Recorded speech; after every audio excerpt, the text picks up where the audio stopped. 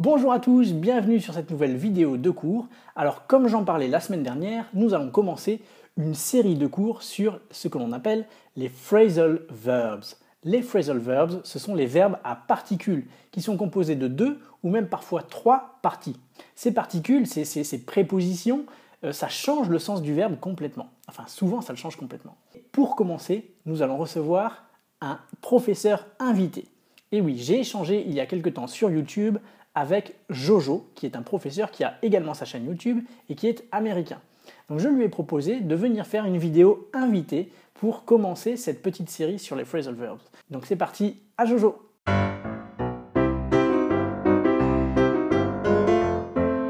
Salut et bienvenue sur Learn English with Jojo. Et c'est moi, Jojo. Et je suis là pour vous expliquer quelque chose de particulier en anglais. Et ce sont les phrasal verbs. Ce sont très durs les phrasal verbs pour les Français, les Espagnols, les Italiens et les Portugais parce que dans les langues latines, ça n'existe pas. Il y a des prépositions, mais il n'y a pas ce genre de modification. Donc, les phrasal verbs, ce sont les verbs qui sont modifiés par les prépositions, mais je veux dire bien modifiés. Ça veut dire que le verbe change en signification quand on ajoute une préposition à la fin. Ok, on y va. Le premier phrasal verb qu'on va voir aujourd'hui, c'est back up. Et il y a en fait beaucoup de moyens d'utiliser ce verbe et on va voir la plupart des moyens. Donc, are you ready? J'espère que oui. La première façon d'utiliser back up, ça veut dire aller en arrière, reculer. Et ça peut être employé dans une conversation. Et l'exemple pour cette façon, c'est wait, back up. What did you do Friday night? Attends, va en arrière. Qu'est-ce que tu as fait vendredi soir? Du coup, back up, ça veut dire back up. Back, c'est le dos. Back up. On va pas up en haut, mais je sais pas pourquoi, mais on va pas en haut, on va en arrière. Et ça peut être aussi un mouvement, donc pas dans une conversation, dans la vraie vie, dans la réalité. Sir, please back up. You're in the fire lane. Yes, officer. Right away. Sir, please back up. You're in the fire lane. Yes, officer. Right away. Et back up, ça peut aussi dire supporter ou renforcer. Par exemple, le policier de la dernière scène, il va dire I need some backup. Il me faut de renfort. I need some backup. Et backup, ici, c'est un mot et c'est un nom et pas un verbe. Aussi dans une conversation, je peux dire Please back me up on this point. S'il vous plaît, me soutenez sur ce point. Please back me up on this point. On peut aussi l'utiliser quand c'est notre deuxième option, notre backup plan, plan B.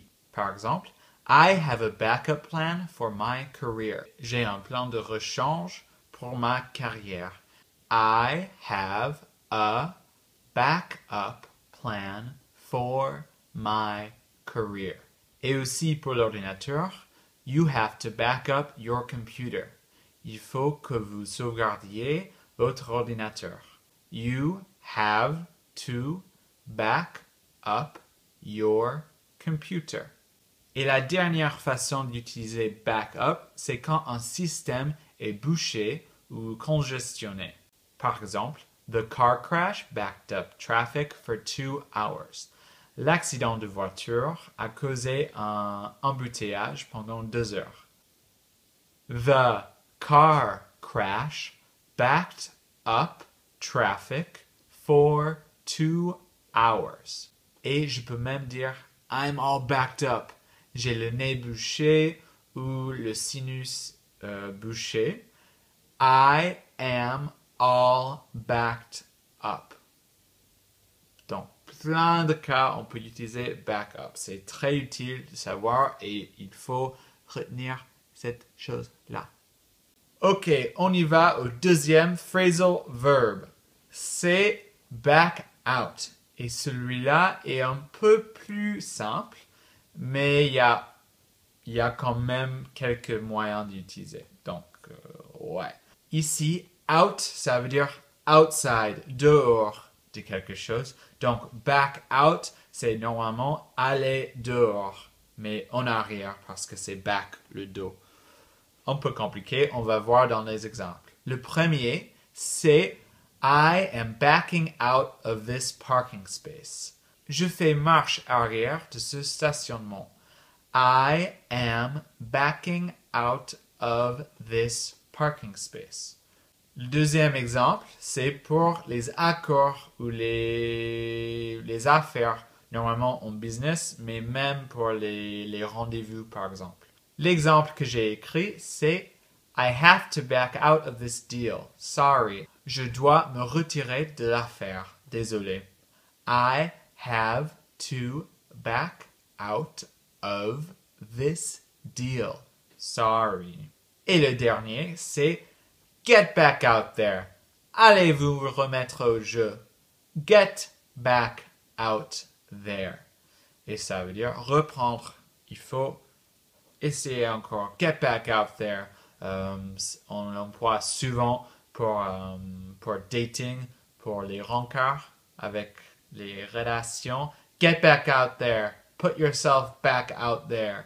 Donc, ça veut dire aller à l'extérieur, en dehors, et remettre. Ok, c'est tout. J'espère que vous avez appris quelque chose dans cette vidéo. Si vous avez envie de regarder plus de vidéos avec moi, Jojo, j'ai une chaîne YouTube moi-même et il y a un lien dans la description en bas. Vous pouvez aller voir des autres vidéos sur la prononciation, sur la utilisation et les vlogs.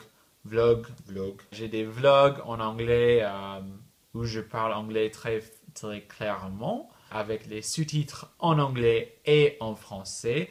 Donc, vous pouvez vous immerger dans la langue anglaise et vous pouvez utiliser les sous-titres pour bien retenir le vocabulaire que j'utilise. Ok, goodbye and see you soon, hopefully. Ciao.